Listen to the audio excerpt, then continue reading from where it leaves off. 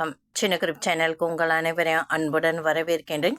இன்றைய ஆன்மீக தகவல் ஸ்ரீ அன்னை ஸ்ரீ பகவான் அரவிந்தர் பற்றிய தகவலை தான் நாம் பார்க்க போகின்றோம். அன்பர்கள் அனைவருடைய பிரார்த்தனையும் ஸ்ரீ அன்னை ஸ்ரீ பகவான் அரவிந்தர் திருப்பாதங்களில் சமர்ப்பணம் செய்கின்றேன். நம்பிக்கையான நியாயமான பிரார்த்தனைகள் நிச்சயமாக கைகூடும். பிரச்சனை இருந்தாலும் இல்லாவிட்டாலும் அடக்கும் மனம் அடங்கும். அடங்காதது அடங்காது. மனதின் அமைதி மனதை பொறுத்ததே தவிர பிரச்சனையை பொறுத்ததில்லை. குடும்பத்தில் ஒரு பிரச்சனை வருதுன்னா அந்த பிரச்சனையை மேலும் மேலும் பேசி பேசி பெருசாக ஆக்கிறத விட நம் மனதை அடக்கி கொண்டு நாம் இருந்தாவே மனசு அமைதி பெறும், பிரச்சனை வலுப்பெறாது. பரிபூரண நேர்த்தி என்பது கடைசியில் இருப்பவரையும் முதன்மைக்கு கொண்டு வருவது. நாம் செய்யும் செயலை சமர்ப்பணம் செய்தால் அது ஸ்ரீ அன்னை செயலாக மாறிவிடும். செய்வதை ஸ்ரீ அன்னையிடம் சொல்லிய பின் நம்ம மனசு லேசாகும். நீங்கள் கூட பார்த்தீங்கன்னா தியான மையத்துக்கு நம்ம போனதும் நம்மளை அறியாமையே நம்ம துக்கம் நமக்கு மன அழுத்தம் கஷ்டங்கள் அனைத்துமே ஒரு தாயை பார்த்து ஒரு குழந்தை எப்படி பரிதவிக்குதோ அதுபோல் ஸ்ரீ அன்னை ஸ்ரீ பகவான் அரவிந்தரை பார்த்ததுமே நம்மளை அறியாமையே தண்ணீர் மலையாக கொட்டும் கண்ணில் இருந்து. நம்ம பிரச்சனையை சொல்லும்போதே அழுக வரும். அப்போது நம்ம எல்லா பிரார்த்தனையும் ஸ்ரீ அன்னைக்கிட்ட சமர்ப்பணம் செய்து அவங்கக்கிட்ட விட்டுட்டு நம்ம பிரார்த்தனையை முடித்து எழுந்திரிச்சு வரும் பொழுது நம்ம மனசில் வரும்போது ரொம்ப மன அழுத்தமாக பாரமாக அந்த மனம் லேசாக இருப்பதை நம்மால் உணர முடியும்.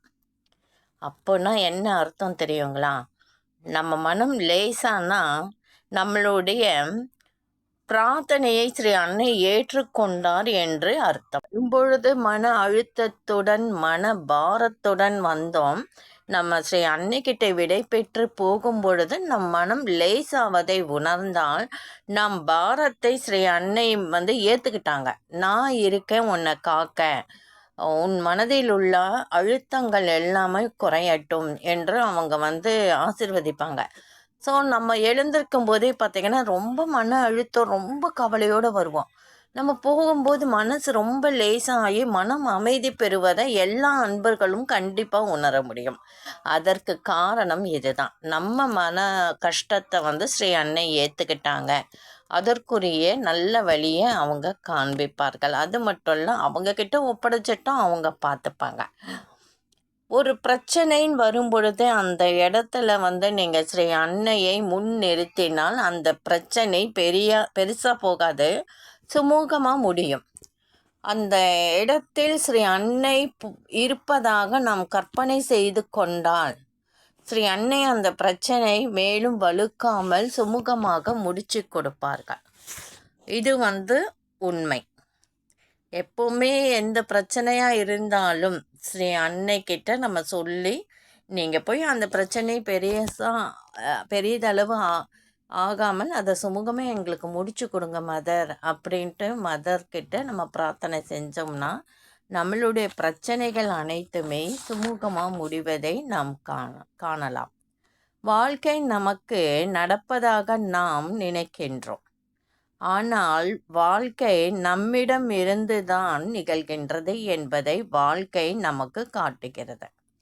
நம்முடைய மனப்பான்மைகள், கருத்துக்கள், விருப்ப தேர்வுகள், ஆழ் மனதில் உள்ள பழக்க வழக்கங்கள் கூட நிகழ்வுகளை நம்மிடம் ஈர்க்கின்றன. உங்களை மாற்றிக்கொள்ளுங்கள். வாழ்க்கை அந்த மாற்றத்தை எதிரொலிக்க தொடங்கும்.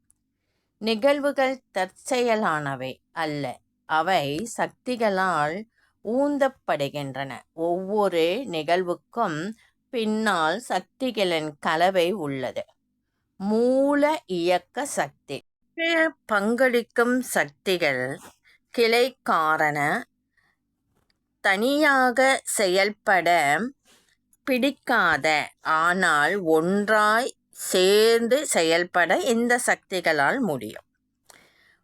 உன்னிப் பார்க்க கவனிப்பதன் மூலம் நீங்கள் நிகழ்வுகளின் அமைப்பை கண்டறியலாம், மேலும் முடிவுகளை மாற்றவும் செய்ய முடியும். வாழ்க்கை பிரதிபலிப்பு சிறு எண்ணங்கள் அல்லது அச்சங்கள் கூட வாழ்க்கையின் பிரதிபலிப்பை உண்டாக்கும்.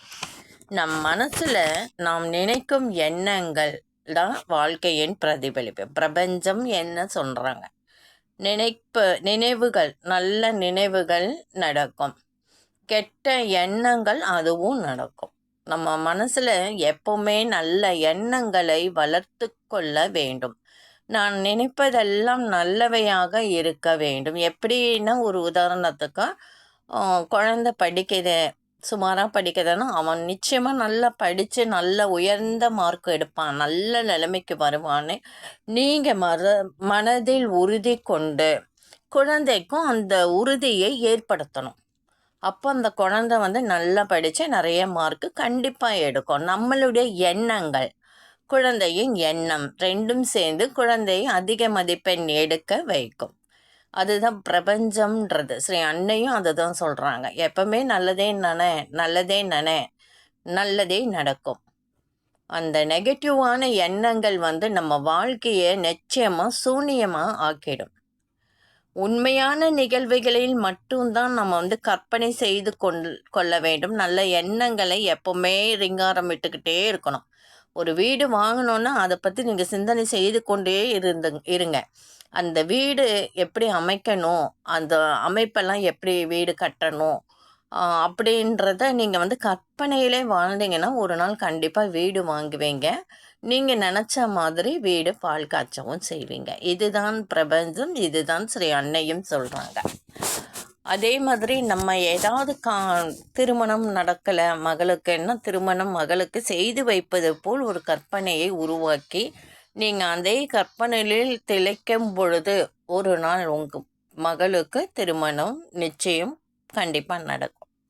குழந்தையே இல்லை, தான் மகளுக்கு குழந்தை பேர் கண்டிப்பாக கிடைக்கும், மகனுக்கு குழந்தை பேர் கண்டிப்பாக கிடைக்கும் என்று கற்பனை வாழ்க்கையில் குழந்தை பிறப்பது போல, குழந்தை எடுத்து கொஞ்சுவது போல நம் கற்பனையை ஏற்படுத்தி அதிலே அதிக நம்ம எண்ணங்களை செலுத்தும் பொழுது உண்மையிலே தங்காத குழந்தை கூட, நெடுநாள் குழந்தை இல்லைன்னா கூட அவங்களுக்கு நம்மளுடைய எண்ணங்கள், யாருக்கு குழந்தை வேணும் என்ற அவங்களும் இந்த சிந்தனையை திளைத்தால் அவங்களுக்கு டக்குன்னு குழந்தை பாக்கியம் கிடைக்கும்.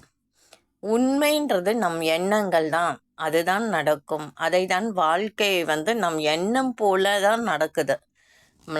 நம்மளோட பிரதிபலிப்பு தான் நம்மளுடைய வாழ்க்கையும். உண்மையான நிகழ்வுகளுக்கு மட்டுமல்ல, கற்பனைகளுக்கும் மாயைகளுக்கும் கூட வாழ்க்கை பதிலளிக்கிறது. ஒருவர் தொடர்ந்து தங்கள் சுரண்டப்படுவதாக நம்பிக்கை அவங்களுக்கு நம்மளை யாரும் சுரண்டிக்கிட்டே இருக்கிறாங்கன்ட்டு. வாழ்க்கை அவர்கள் உண்மையில் சுரண்டும் நபர்களை கொண்டு வரலாம். அந்த எண்ணம் தீயது, ஆனால் நம்மளை யாரும் ஏமாத்துறாங்க அப்படின்ற எண்ணம் அவங்களுக்கு இருக்கும்பொழுது கண்டிப்பாக ஒரு நாள் ஏமாறுவாங்க. அதற்குரிய ஆளை அவங்க மனமே கொண்டு சேர்க்கும். இதுதான் ஸ்ரீ அன்னையும் சொல்கிறாங்க. ஒரு சிறிய எண்ணம், உணர்வின் மாற்றம், திடீர் வலி நிவாரணம் அல்லது எதிர்பாரா வெற்றியை தரலாம்.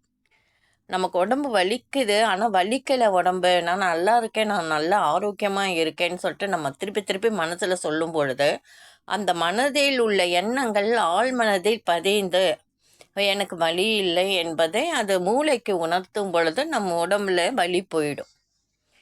நமக்கு இந்த நோய் இருக்குன்ட்டு நம்ம இருக்குமோ அப்படின்ட்டு நம்ம உடம்பு முடியலையே, நமக்கு இந்த நோய் வந்திருக்குமோ என்று நாம் எண்ணம் துளிர் விடும் பொழுது நிச்சயமாக அது நடக்கும்.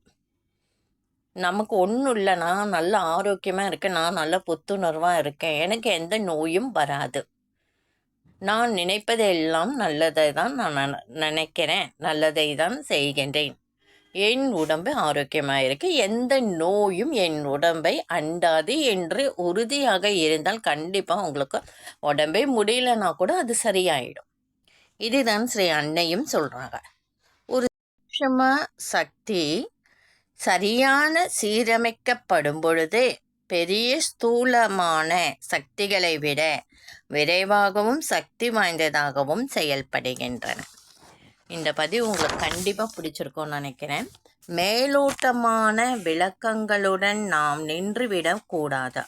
வாழ்க்கை ஆழமானது, சூட்சுமமானது, பல அடுக்குகள் கொண்டது. ஒவ்வொரு செயலிலும் விதிகளை ஆழமாக புரிந்து கொள்ள ஒரு சாளரம்.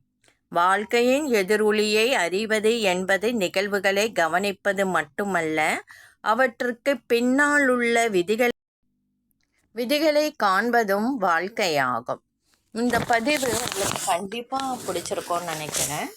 இந்த பதிவு உங்களுக்கு பிடிச்சிருந்தா லைக் பண்ணுங்கள், ஷேர் பண்ணுங்கள், சப்ஸ்கிரைப் பண்ணுங்கள்.